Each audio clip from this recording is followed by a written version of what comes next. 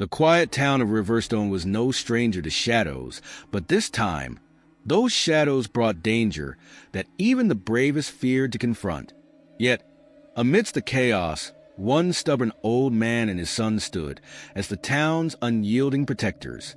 When a ruthless cartel threatened to tear their small town apart, Frank Johnson, a tough-as-nails father, and his son, Police Chief Marcus Johnson, refused to back down.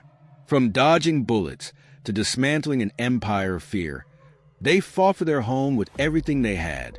But as the dust settled, questions lingered. Was the fight truly over, or was this just the beginning of an even bigger battle?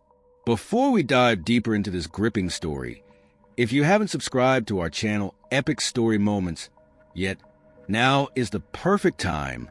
Hit the bell icon so you never miss an update and be the first to hear our incredible news stories. Don't forget to like, share, and comment to support more heartwarming tales like this. Let us know in the comments where you're watching from. We love hearing from you. Frank Johnson sat in the corner booth of Ellie's Diner, his frail hands wrapped around a steaming mug of black coffee. The familiar aroma of sizzling bacon, eggs, and maple syrup filled the air, mingling with the nostalgic charm of checkered floors and jingling bells on the door. At 90 years old, Frank cherished the simplicity of this place, a comforting constant in a world that had changed too much for his liking. Having survived the horrors of the Korean War and countless brushes with death, he found solace in the quiet rhythm of his mornings at the diner. "Another refill, Mr. Johnson." Ellie's voice broke his thoughts. She stood nearby, coffee pot in hand, her apron smudged from a busy morning. "Sure thing, Ellie," Frank replied with a small smile. Ellie, barely 25, carried an air of exhaustion. Long shifts and heavy responsibilities etched into her tired eyes. "Busy morning?" Frank asked as she poured the coffee. "Always," she said with a forced laugh. "Especially since those guys started showing up." Frank raised an eyebrow. "What guys?" Before she could answer, the guttural roar of motorcycles echoed through the diner walls. The floor seemed to tremble under the weight of their arrival. Frank didn't need to look outside to know who it was. The Iron Fangs. The gang's reputation had preceded them. They weren't just loud troublemakers. They were dangerous. Locals spoke in hushed tones about their extortion schemes and violent methods. When the door swung open, 4 men walked in, their leather jackets adorned with patches and chains, tattoos crawling across their arms and necks. Ellie flinched but kept her head down, cleaning the counter in an attempt to look busy. Frank straightened in his seat, watching as the leader of the group, a towering man named Tank, approached the counter. His shaved head and jagged scar gave him a menacing presence. "Morning, sweetheart," Tank said, smirking at Ellie. "Why don't you pour me some coffee and give me a smile while you're at it?" Ellie's hands trembled as she reached for a cup. Avoiding eye contact, Tank leaned in closer, his voice dripping with mockery. "What's wrong, darling? Afraid I might bite." Frank cleared his throat, the sound cutting through the tension in the room like a knife. "Leave the girl alone," he said, his voice calm but firm. The diner went silent.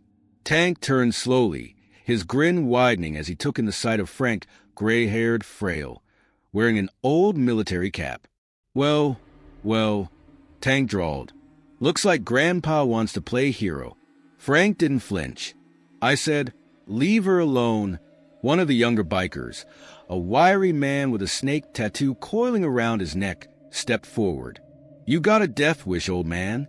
"I've seen death before," Frank said evenly. "You don't scare me." Tank's grin faltered. He wasn't used to defiance, especially not from someone like Frank. Stepping closer, Tank loomed over him.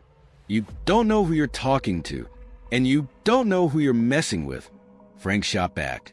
For a moment, it seemed like Tank might back down, but then he laughed, a low, dangerous sound. Without warning, his fist shot out, striking Frank in the jaw. The old man stumbled back, crashing into the booth. Coffee spilled, plates shattered, and Ellie screamed.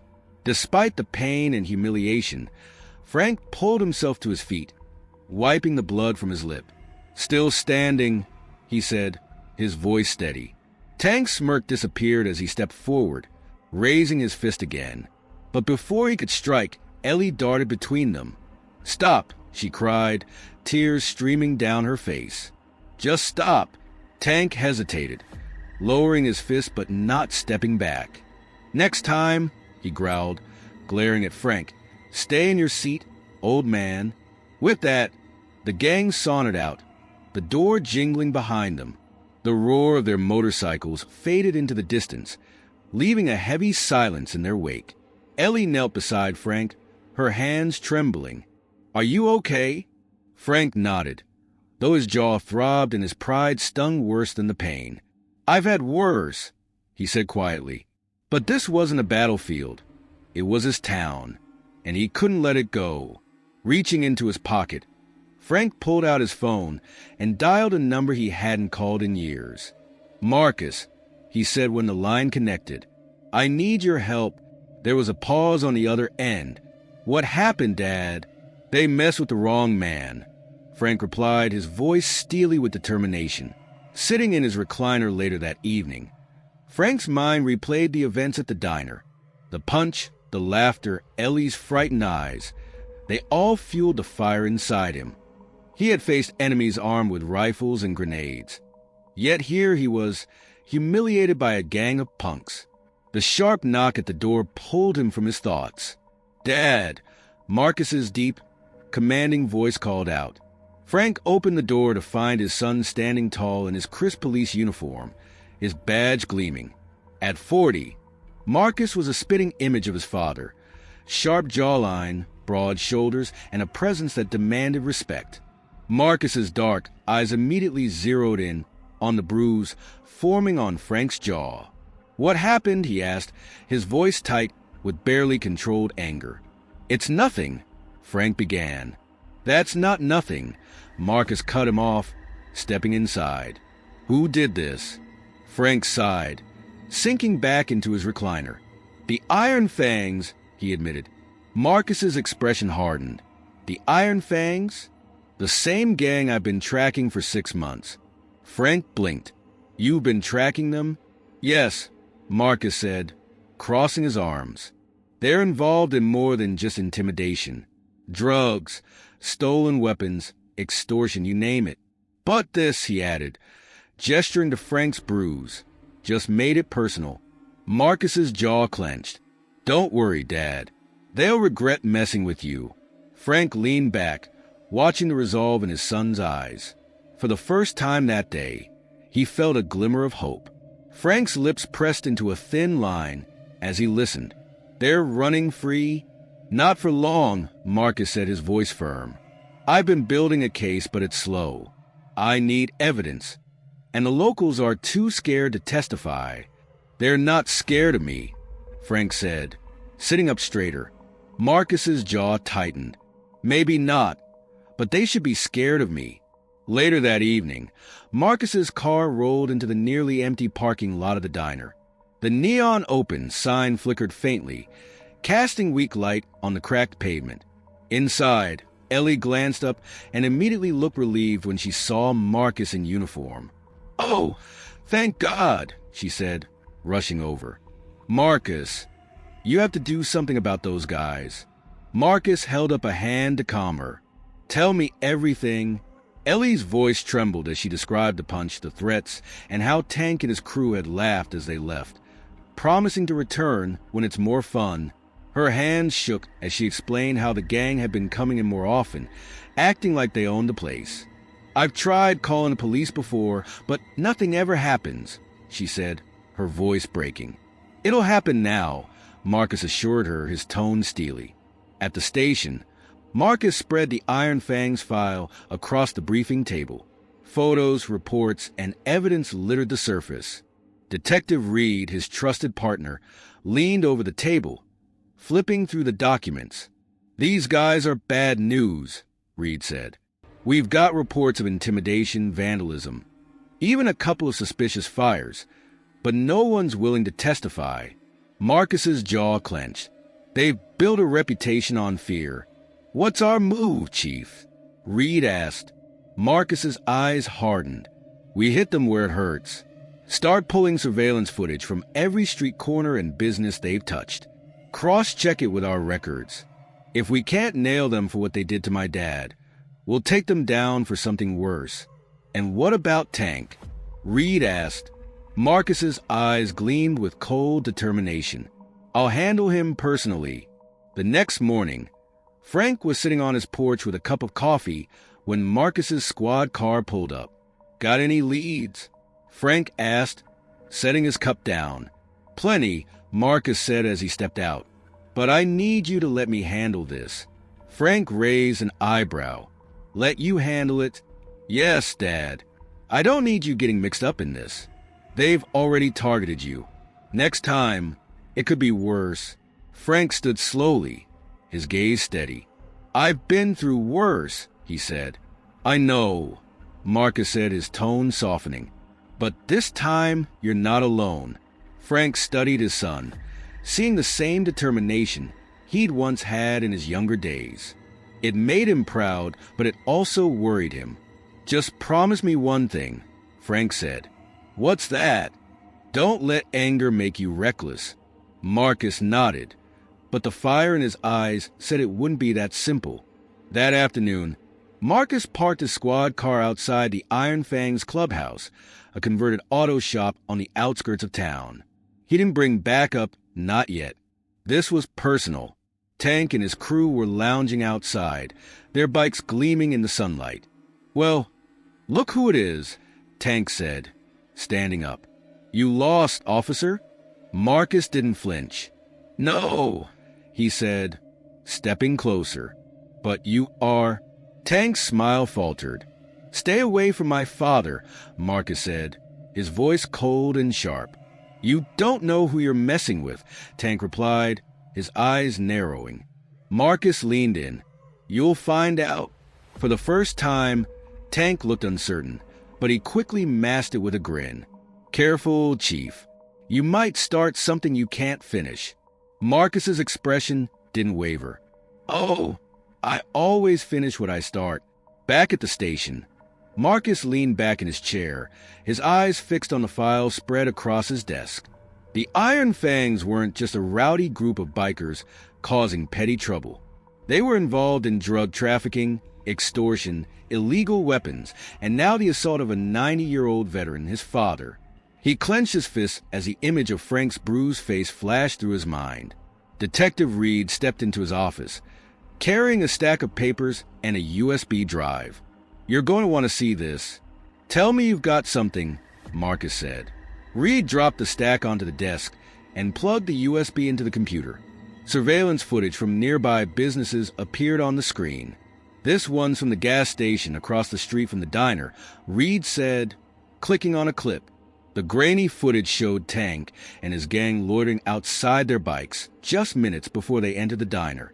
They weren't just passing through, Marcus said, his voice low. They were waiting. Reed fast-forwarded to another clip. Watch this. The footage showed Tank pulling a small bag from his jacket and handing it to a man in a pickup truck. Money exchanged hands. Drugs, Marcus said. Most likely, Reed replied. And that's not all. We checked their clubhouse last night. They've got a stockpile of weapons, sawed-off shotguns, handguns, even grenades.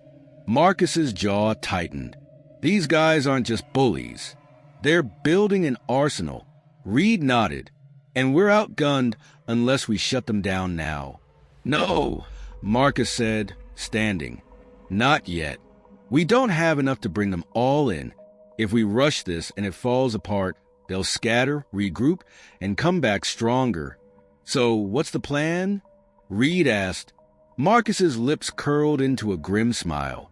We don't just take them down. We dismantle them. The following evening, Marcus parked down the street from the Iron Fangs clubhouse. The old auto shop was covered in graffiti and surrounded by a chain-link fence topped with barbed wire. Inside, faint neon lights glowed and muffled rock music spilled onto the deserted street. Beside him, Officer Carlin adjusted her earpiece. Known for her no-nonsense attitude, she was one of Marcus's most trusted officers. You sure about this, Chief? Carlin asked. "They've got eyes everywhere. They won't see this coming," Marcus replied. Subscribe to Epic Story Moments for more gripping stories like this. Don't forget to like, share, and click the bell icon for updates. ***. Marcus's voice was steady and calm as he spoke, his eyes locked on the bikers at the gate. "Let them see us. Let them get nervous." His words were calculated, a mix of confidence and strategy. Tonight wasn't about confrontation.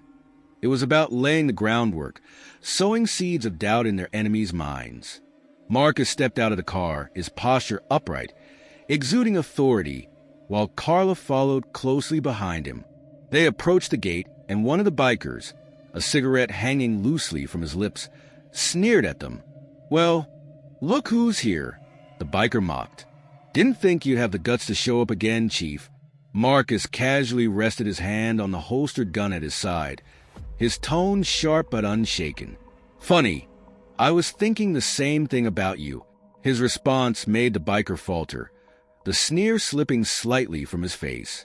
"We're just here to talk," Marcus continued. "Tell your boss to come out."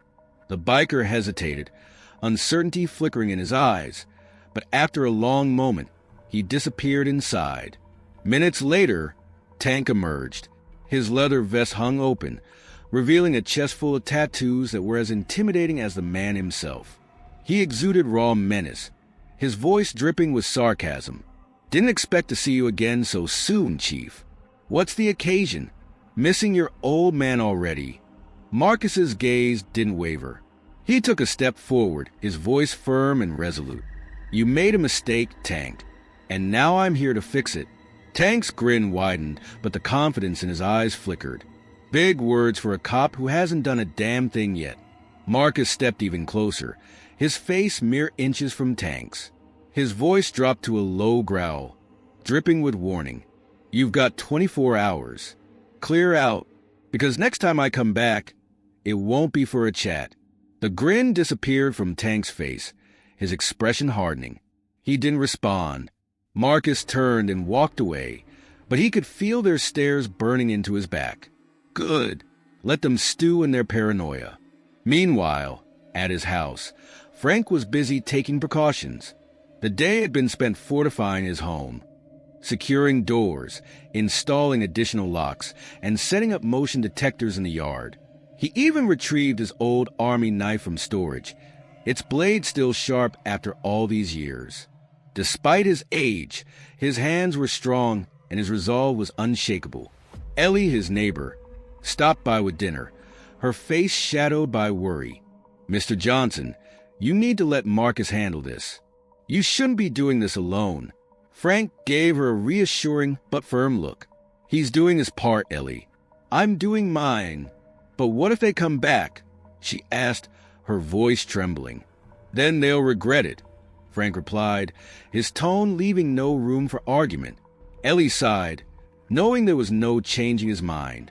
Later that night, Marcus and his team set up hidden cameras and motion sensors around the bikers' clubhouse. Every movement was tracked, every detail documented. But Tank was already plotting his next move. Inside the dimly lit clubhouse, Tank paced furiously, paranoia fueling his anger. "We can't let them push us around," he growled. Snake, his second in command, shifted uncomfortably. "Chief Johnson's no joke, Tank. He's ex-FBI. If we push too far..." Tank cut him off with a menacing grin. "Not if we shut him down first." Snake frowned. "What do you mean?" Tank's smile widened, his teeth glinting. "We go after what he cares about most." Snake's eyes widened in realization, but he said nothing. Tank's words hung heavy in the air, promising chaos. Back at Frank's home, the night was eerily quiet. He sat by the window, a baseball bat resting within arm's reach. His gaze flickered to the mantel above the fireplace, where a row of faded military medals sat in a dusty display case. Each one carried memories of battles fought and survived. As the clock struck midnight, Frank's sharp eyes caught movement. Two motorcycles rolled up at the end of the street, their headlights switched off. The bikers weren't trying to be subtle. They wanted to be seen, to intimidate. Frank didn't flinch. Slowly, he set the bat aside and reached for the shotgun he had pulled out earlier. The cold steel steadied him, and the motions of loading the weapon came back to him instinctively. He locked the action and waited, his breathing slow and controlled. He wasn't about to let a couple of thugs scare him, not after everything he'd endured in his life. Meanwhile, at the police station, Marcus stood before his team, his voice sharp and commanding. "This ends now. The Iron Fangs think they can intimidate this town, but we're not playing defense anymore. We're pushing back." Detective Reed stepped forward, pinning photos and maps to the board behind Marcus. Each pin marked a suspected safe house, weapon stash, or drug deal location. "We've tracked their movements over the past 48 hours, Reed said. "They're spreading out, but we've identified 3 key targets. Their clubhouse, a warehouse on the east side, and a garage near the train yard." Marcus nodded, his determination unwavering. "We hit them fast, hit them hard, and leave no room for them to regroup." An officer raised a concern. "What about your father? If they know we're coming, he's still a target." The question hit Marcus like a punch to the gut. Frank wasn't just a potential victim. He was bait. Marcus forced himself to remain composed. "I've got officers patrolling this street," he said, though his voice wavered slightly. "He'll be safe?" But as soon as the words left his mouth, Marcus's phone buzzed. He answered quickly, his heart pounding. "Dad," he said. "They're here," Frank replied, his voice calm but low. "Who's there?" Marcus asked, already grabbing his keys and motioning for Reed to follow. "2 of them, sitting outside, watching." "Stay inside," Marcus ordered, his voice sharp with urgency. "I'm on my way." "Don't worry about me," Frank said firmly. "Just hurry." The line went dead.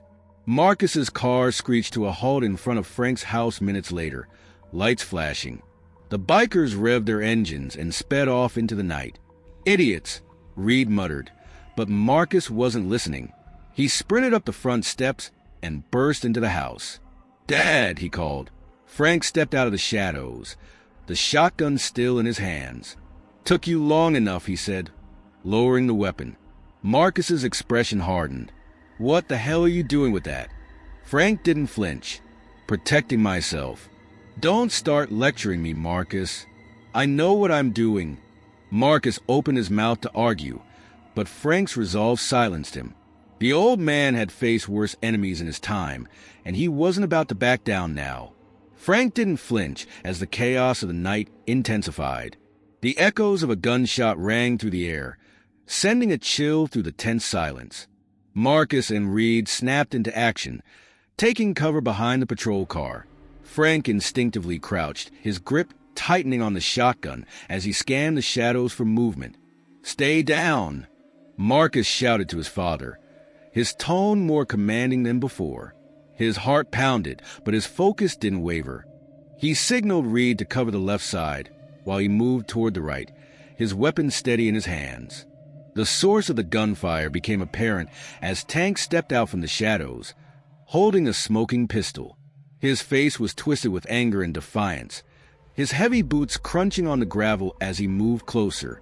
"You think you can scare us off with your little badges and your old man," he sneered, aiming his weapon toward Marcus.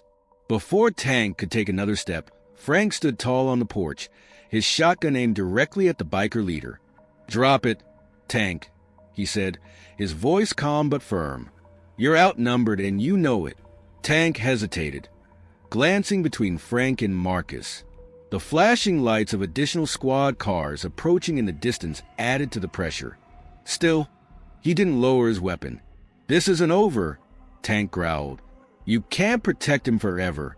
"Maybe not," Marcus replied, stepping out from cover, his own gun trained on Tank.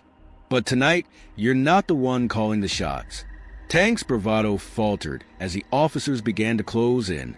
Reed moved silently behind him, his weapon drawn. "Put it down, or I'll make sure you don't get the chance to regret it," Reed said coldly.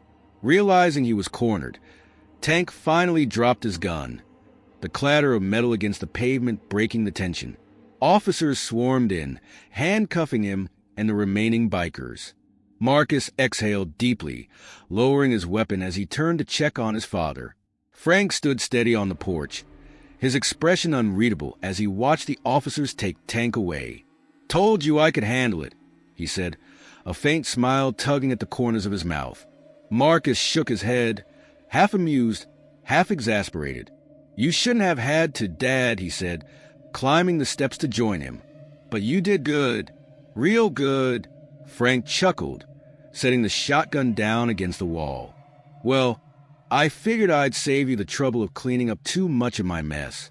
As the bikers were loaded into the patrol cars and the scene finally quieted, Marcus placed a hand on his father's shoulder. "It's over now. They won't be coming back after this." Frank looked out at the flashing lights and the retreating vehicles. "I hope you're right, son," he said, his voice softer now, "because this town deserves peace. And so do you." Marcus nodded, understanding the weight of his father's words. For the first time in a long while, he felt the tide turning, the weight of the battle lifting ever so slightly.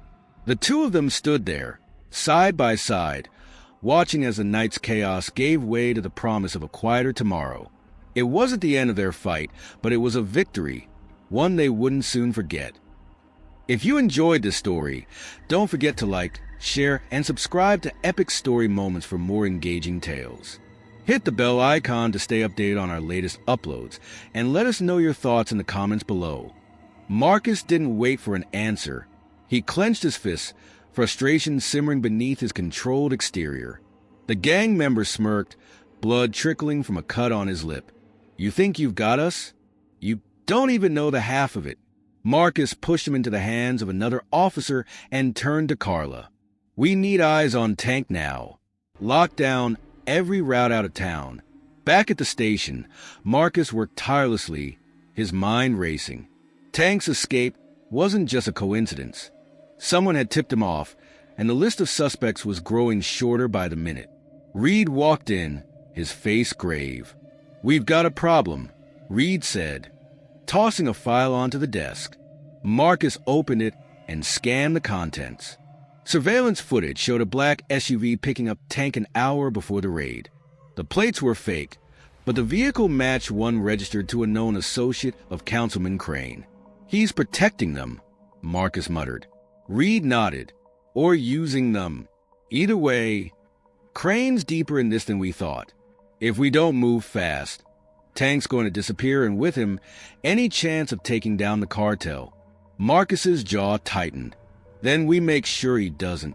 Meanwhile, Frank sat in his dimly lit living room, the shotgun resting across his lap. He hadn't felt this alert in years. Ellie's words echoed in his mind, but it wasn't fear driving him. It was purpose. His years in special operations had taught him that waiting for the enemy to strike was a losing game.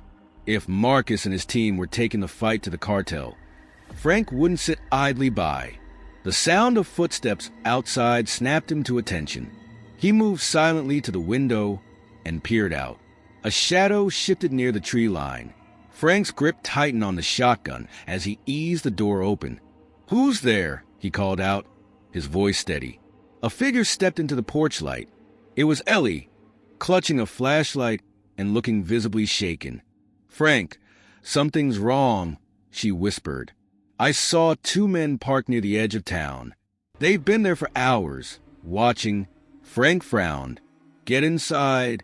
As Ellie stepped in, Frank locked the door and pulled out his old radio. He tuned into the police frequency, listening for any updates.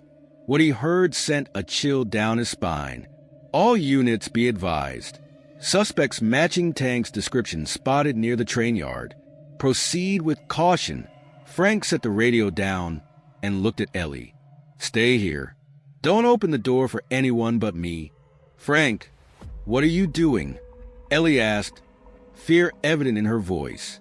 Frank grabbed his keys and stepped outside. "What I should have done a long time ago." At the train yard, Marcus and his team moved in formation, their flashlights cutting through the darkness. The air was thick with tension. They knew Tank wouldn't be alone, and the cartel wouldn't go down without a fight. Suddenly, a shot rang out, followed by another. The team took cover behind crates and machinery as bullets whizzed past. Marcus peered over his cover and spotted Tank, his arm in a makeshift sling, shouting orders to his men. "This ends tonight," Marcus shouted, his voice carrying over the chaos. Tank laughed. "You've got guts, cop, but guts won't save you." Marcus fired back, advancing with his team. The firefight was intense, but the officers were trained and coordinated. Slowly, they pushed the gang members back, cornering them near a loading dock. As Marcus closed in on Tank, the sound of a roaring engine filled the air.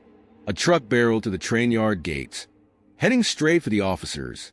Marcus barely had time to react, diving out of the way as the truck crashed into a stack of crates, creating a diversion.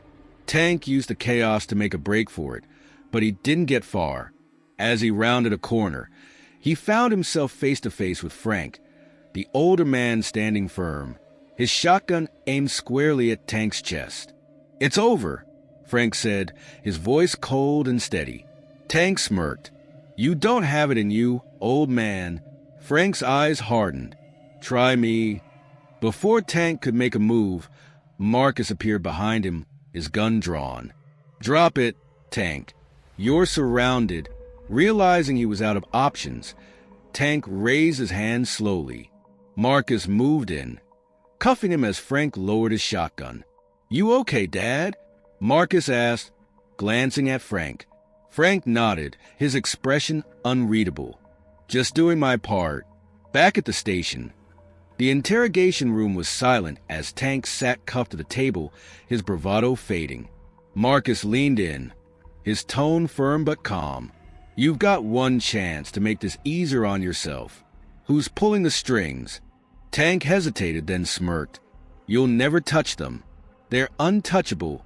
Marcus's jaw clenched, but he didn't let the frustration show. "We'll see about that." Outside the room, Frank watched through the glass, his thoughts heavy. This fight was far from over, but for the first time, he felt a glimmer of hope.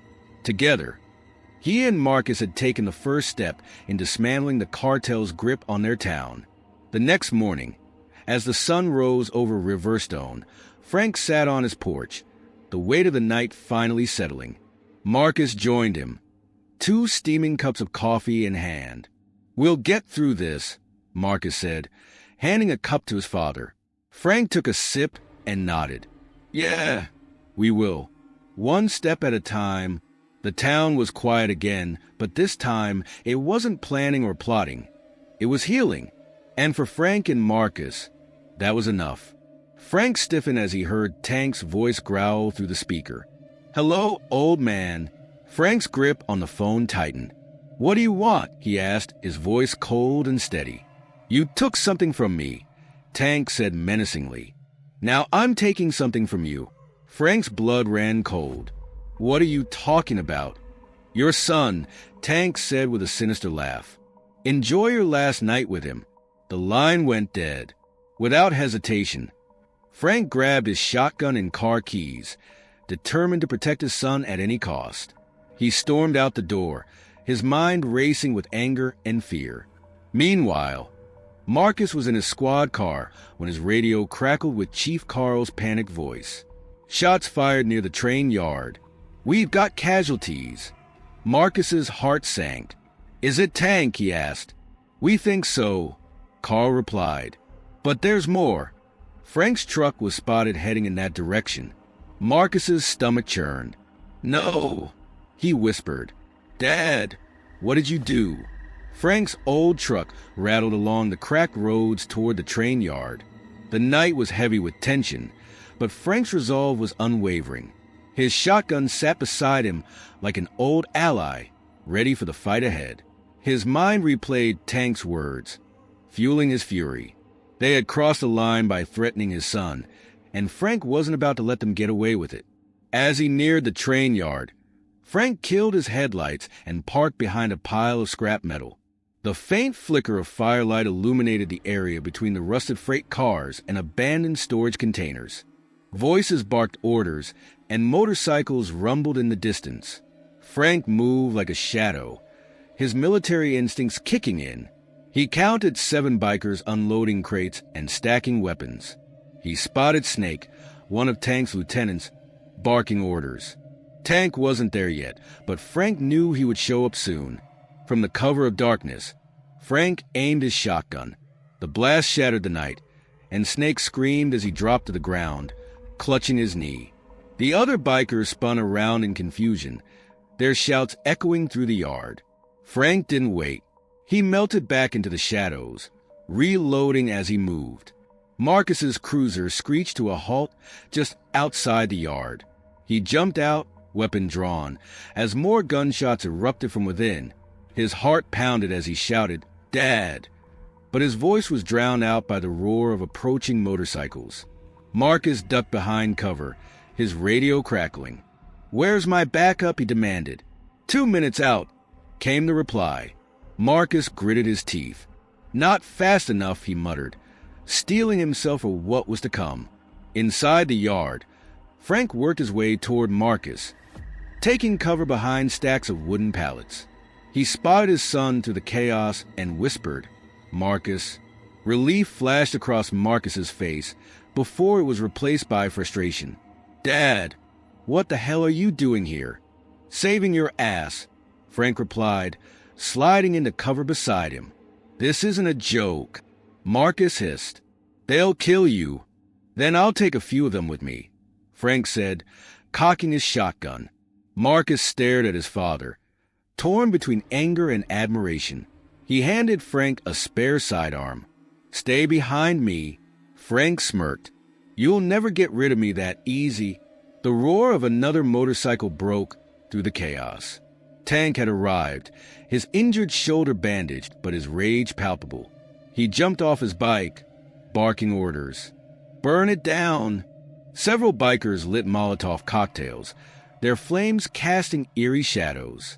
"They're trying to smoke us out," Frank said grimly. "Not going to happen," Marcus replied, his eyes locking onto Tank. Tank's gaze landed on Marcus and Frank. "There you are," he snarled. "Thought you could hide behind a badge." Marcus stepped out of cover, gun aimed at Tank. "Drop it," Tank sneered. "You don't scare me." Before Tank could fire, Frank stepped forward, his voice cutting through the noise. "You should be scared."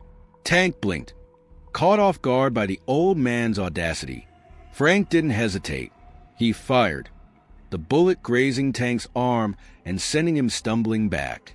Marcus seized a moment, charging forward and tackling Tank to the ground. The 2 men grappled in the dirt, fists flying. Tank was stronger, but Marcus was faster. He twisted Tank's arm until the rifle clattered to the ground. "It's over," Marcus growled. Tank laughed darkly. "You think this stops anything? You don't even know who you're really fighting." Sirens wailed as police backup arrived. Officers stormed the yard, quickly subduing the remaining bikers. Marcus stood breath ragged as Tank was hauled away in cuffs. Frank approached, his shotgun resting on his shoulder. "You all right, son?" Marcus looked at his father and smiled weakly. "Yeah, thanks to you." Frank clapped him on the shoulder. "Told you I wasn't done fighting." By dawn, the train yard was locked down. The cartel's weapons and drugs were confiscated, and the iron grip of fear that Tank had held over the town was broken. Marcus and Frank stood side by side, battered but victorious, knowing their fight had made a difference. "Let's go home," Marcus said, his voice heavy with exhaustion. Frank nodded, a rare smile crossing his face. "Lead the way, son." As they walked away, father and son, the dawn light painted a new beginning for both of them, a testament to their unyielding bond in the battles they had fought together and apart. Enjoyed the story? Don't forget to subscribe to Epic Story Moments for more gripping tales. Share this video, hit the like button, and click the bell icon to stay updated. Asterisk, asterisk. The Iron Fangs were officially broken. Marcus stood beside Reed, surveying the scene with a grim expression. "This goes deeper than we thought," Reed muttered. The cartel's still out there. Marcus nodded firmly. We'll deal with them one step at a time. Frank approached, wiping the dirt from his hands. What's next? He asked. Marcus turned to his father, the warrior who had refused to back down, and smiled. We rebuild, Marcus said. And then we finish this. The battle at the train yard was over, but Frank knew the war was far from finished. The Iron Fangs were shattered, and their leader, Tank, was now in custody. Yet, the chilling words Tank hissed before being dragged away echoed in Frank's mind. Asterisk, you don't even know who you're really fighting. Asterisk, it was a grim reminder that Tank wasn't the top of the food chain. The cartel loomed larger, pulling strings from the shadows, and they weren't going to let the LW off so easily. As Frank mulled over this, the sound of a car engine snapped him out of his thoughts. Marcus's police cruiser rolled up, kicking up gravel as it came to a halt in front of the house. Frank immediately sensed something was wrong. Marcus stepped out, his face tight with exhaustion. His rumpled shirt and holstered sidearm suggested his shift had stretched far beyond its limits. Dad, Marcus called as he climbed the steps. What is it? Frank asked, skipping any pleasantries. They hit one of the safe houses we raided last night, Marcus said, his voice edged with disbelief. It was torched. The evidence, the drugs, everything we confiscated. It's gone. Frank's eyes darkened. The cartel. Marcus ran a hand through his hair. And that's not all. 2 of our guys are missing. They were guarding the warehouse. Either the cartel bought them off, or, worse, Frank cursed under his breath. They're cleaning house, making sure nothing leads back to them. Marcus nodded grimly. We were too close. Now, they're pushing back. Hours later, at the police station, Marcus stood in the briefing room, staring at surveillance footage from the torched warehouse. Smoke and flames filled the screen, but something else caught his attention. A black SUV appeared briefly at the edge of the frame, its tinted windows concealing the driver. Pause that, Marcus ordered, pointing at the screen. Reed froze the footage. That SUV? Marcus muttered. Enhance it. Reed zoomed in, clarifying the grainy image. On the back window, barely visible, was an insignia, a red scorpion. Damn, Reed said. We've got cartel hitters in town, Marcus replied, his voice cold. And they're not here to negotiate. Back at home, Frank was cleaning his shotgun when a knock at the door interrupted him. He frowned. Nobody knocked anymore. People either called or shouted from the yard. When he opened the door, his eyes narrowed. A woman stood there, tall and slender, dressed in a black leather jacket. Her sharp, calculating eyes immediately set off alarm bells in Frank's mind. Mr. Johnson, she said smoothly. I was hoping we could talk. Frank didn't move. Who are you? Isabel Vargas, she replied, stepping closer. I represent some interested parties. Frank didn't need her to spell it out. The cartel. Isabel smiled, a thin, cold smile.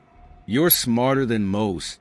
Frank's grip on his shotgun tightened, but Isabel raised her hands in mock surrender. Relax, she said. I'm just here to talk. Then talk, Frank snapped. Your son's pushing too hard, Isabel said, her voice cool but sharp. The people I work for don't like pressure. They want this to go away, and so do I. Frank's eyes never left hers. What are you offering? A deal, Isabel replied. Your son backs off, stops his investigation, and nobody gets hurt. Frank let out a low laugh. You think you can scare me with threats? I've been shot at by better men than you. Isabel's expression hardened. This isn't Korea, old man. It's 2024, and we don't leave loose ends. Frank stepped forward deliberately, forcing her to back up. Tell your bosses, he said, his voice like steel, that they mess with the wrong family. Isabel's eyes flickered, but she didn't argue. Instead, she pulled a burner phone from her pocket and placed it on the porch railing. Think it over, she said. Call me before this gets ugly." Then she turned and walked away. Frank stared at the phone for a long moment before crushing it under his boot. That night, Marcus and Frank sat at the kitchen table, maps and blueprints scattered around them. She came to the house. Marcus asked, his jaw tightening. Frank nodded, made it clear they're not done. Marcus slammed his fist on the table. "I'm tired of being on defense. We need to end this." Frank leaned back.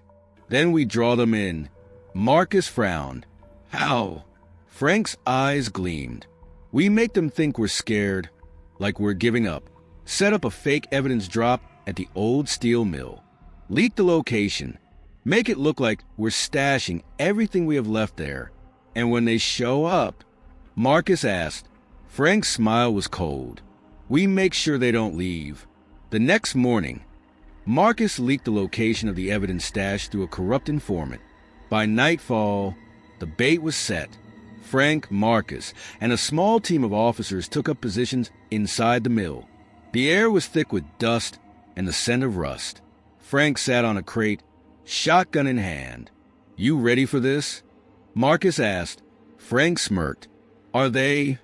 Just after midnight, the sound of tires on gravel echoed through the mill.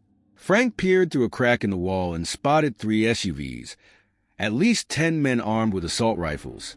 Isabel Vargas stepped out first, her cold gaze scanning the area. Marcus clicked his radio. "Wait for my signal." The cartel enforcers moved toward the mill, spreading out in formation. Frank exhaled. "Let's show them what happens when you push the wrong family," he said. Marcus gave the signal. Floodlights snapped on and gunfire erupted, echoing through the mill. The police fired warning shots, driving the cartel into the open. Frank didn't hesitate, taking down an enforcer trying to flank them. The firefight raged, but the cartel was unprepared for the ambush. As the dust settled, Isabel was cornered. She raised her hands in surrender, her face a mask of fury. "You think this ends here?" she spat. Marcus stepped forward, his voice unwavering. "It ends when we say it does." With Isabel in custody and the cartel's local operation dismantled, Marcus and Frank knew the war wasn't over, but they had won this battle. For now, the Johnson family could breathe a little easier, knowing they had sent a clear message. They weren't a family to be messed with. Marcus stood amidst the chaos, his team's tactical precision evident in every move. The once resounding firefight at the steel mill had faded, leaving behind a thick veil of smoke and the acrid scent of burnt gunpowder. Isabel Vargas had tried to escape, but Frank caught up to her at the edge of the mill. With his shotgun raised and his voice firm, he declared, "No more deals." Trapped, Isabel had no choice but to surrender. Officers moved quickly, rounding up the surviving cartel enforcers. Marcus surveyed the shattered scene, his heart racing like a war drum. Near the mill's entrance, Frank sat on an overturned crate, his shotgun resting across his lap. His breaths were heavy, his eyes sharp, and his grip steady. He knew the real threat was still out there, lurking in the shadows. Marcus's radio crackled. Chief Detective Reed's voice came through clearly. "We've secured Isabel Vargas and her men. No casualties on our side." Marcus exhaled deeply but remained tense. "Good work, Reed. Get Vargas into custody. I'll handle the interrogation personally." Frank shifted, his eyes narrowing. "You think she'll talk?" "She doesn't have a choice," Marcus replied grimly. "But she's not the one pulling the strings. She's just another pawn in a much bigger game." Frank's jaw tightened. "Then we'd better find out who's playing." An hour later, Isabel Vargas sat in a dimly lit interrogation room at the police station. Her hands cuffed, her jacket stained with blood and her face smeared with dirt, yet her posture remained defiant. Marcus entered, shutting the door behind him. He tossed a file onto the table, scattering its contents, photos of guns, drugs, and bodies, right in front of her. "It's over," Marcus said, his tone cold as he took a seat across from her. "Is it?" Isabel smirked, her voice taunting. Or have you just stepped into something bigger than you realize?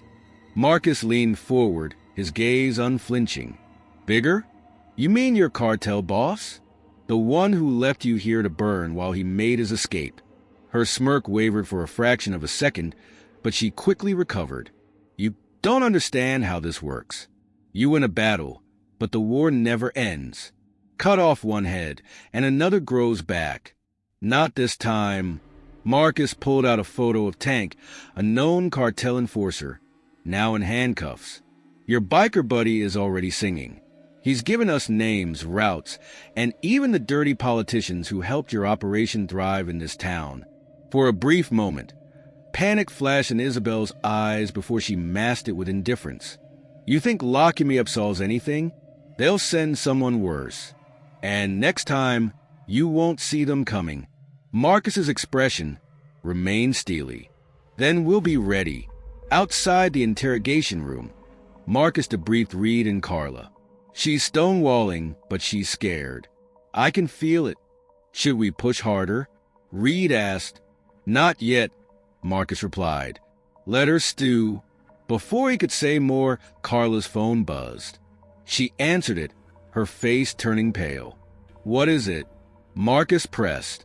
It's Councilman Crane, Carla said, her voice shaking. He just posted bail for one of Isabel's men, one of the shooters. Bail? After all this, Marcus's blood boiled. Reed muttered a curse.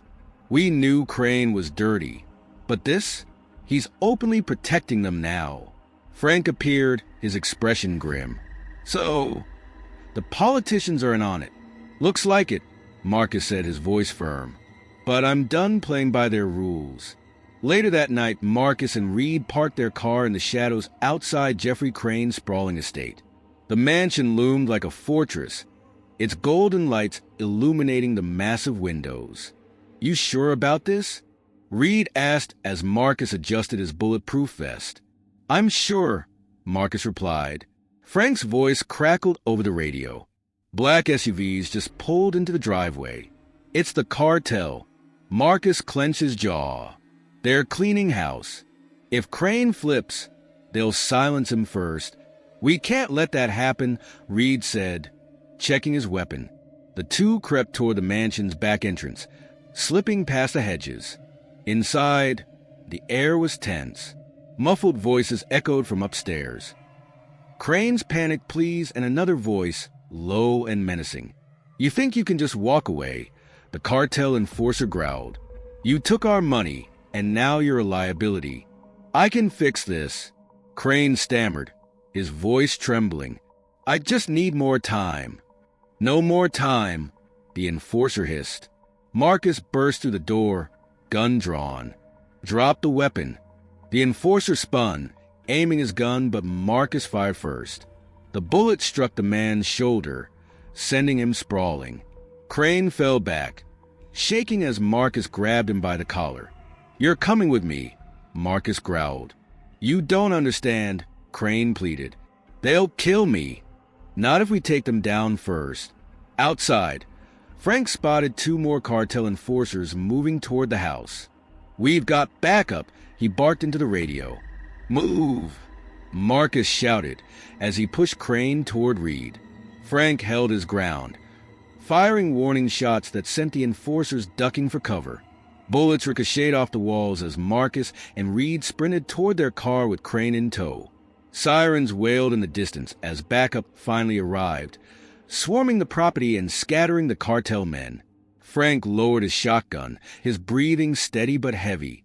By dawn, Councilman Crane was in protective custody. His testimony provided the evidence needed to secure federal warrants, setting the stage for a full-scale takedown of the cartel's operations. Marcus stood outside the precinct, the weight of the night finally catching up to him. They had won a battle, but he knew the war was far from over. If you enjoyed this story, don't forget to like, share, and subscribe to Epic Story Moments. Turn on the notification bell so you never miss another thrilling tale. The weight of recent events hung heavy in the air as Marcus and Frank stood outside the police station, the rising sun casting long shadows over the quiet streets. Exhaustion etched deep into their faces, But their resolve remained unshaken. Marcus broke the silence first, his voice low but determined. "It's not over," he said. "This was just one branch of the cartel. There's more out there, and they'll come looking." Frank gave a faint nod, his weathered face betraying no fear. "There always is," he replied, a small, knowing smile tugging at the corners of his mouth. "But now, they know what happens when they mess with the Johnson family." Frank leaned against the hood of Marcus's cruiser, a lukewarm cup of coffee in his hand. Its steam long dissipated. The two men stood side by side, the silence between them speaking volumes. The sun climbed higher, illuminating Riverstone with a warm glow, but the town still bore scars from the battle they had just fought. Marcus's badge caught the light, a quiet symbol of the law he'd vowed to uphold. Frank finally broke the quiet. "So, what happens now?"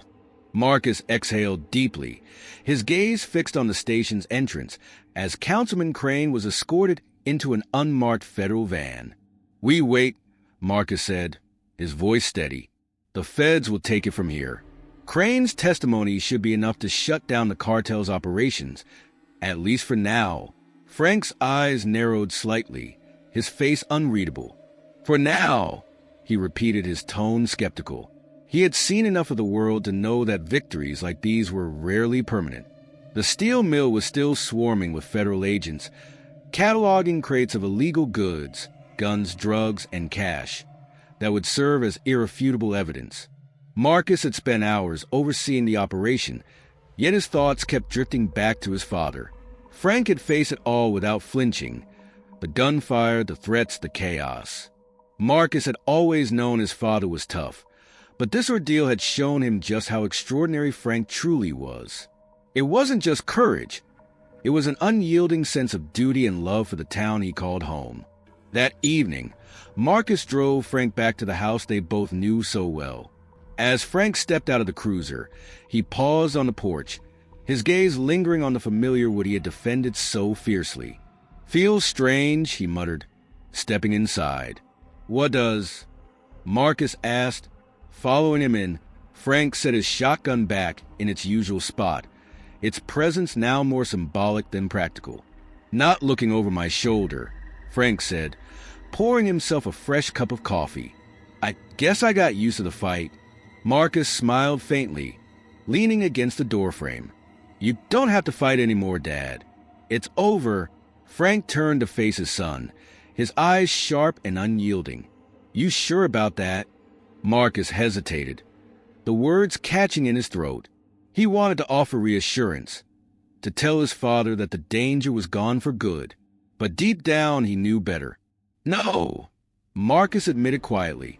"Not completely, but we're ready if it isn't." Frank grinned, his pride unmistakable. "Good answer."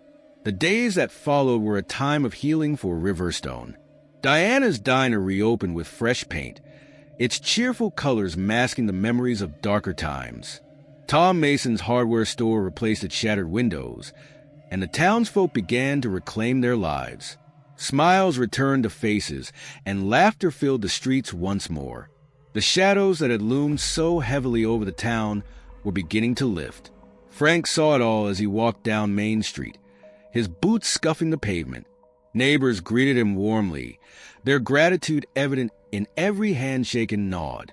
"You're a hero, Frank," someone called out. Frank waved the comment off with a wry smile. "I'm just a stubborn old man," he replied. But as he turned the corner, he spotted Ellie waiting for him by the park bench. Her eyes lit up as he approached. "Stubborn men don't stand up to the cartel," Ellie said, her voice soft but firm. "They don't protect towns and save lives. And they certainly don't raise sons who become police chiefs." Frank smirked, though her words hit deeper than he let on. Sitting beside her, he let the weight of her praise settle over him like a warm blanket.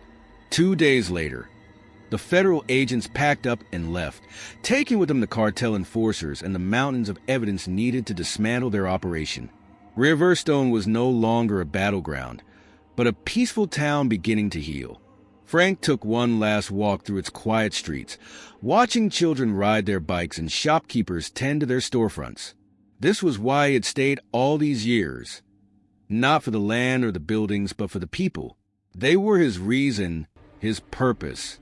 That night, Frank sat back on his porch, the shotgun leaning against the wall beside him, not as a weapon, but as a symbol of what he had fought to protect. The street was calm, bathed in the gentle glow of the streetlights. As the stars appeared, Marcus arrived, taking a seat beside his father without a word.